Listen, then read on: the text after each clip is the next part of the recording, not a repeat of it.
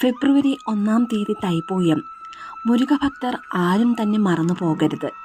തൈപ്പൂയ വ്രതത്തിൽ മുരുക ഭഗവാനോട് നമ്മൾ ചോദിക്കുന്ന ഏതാഗ്രഹവും നടക്കാതെ പോയ ചരിത്രമില്ല. അതുകൊണ്ട് ഇതുവരെയും നിങ്ങൾ വ്രതം എടുത്തിട്ടില്ലെങ്കിലും ഫെബ്രുവരി 1 തീയതി അന്നൊരു ദിവസം മാത്രം എങ്ങനെയാണ് വ്രതം എടുക്കേണ്ടത്, എന്തെല്ലാമാണ് ചെയ്യേണ്ടതെന്ന് നോക്കാം. അതുകൊണ്ട് അറിയാതെ പോലും വീഡിയോ സ്കിപ്പ് ചെയ്യരുത്.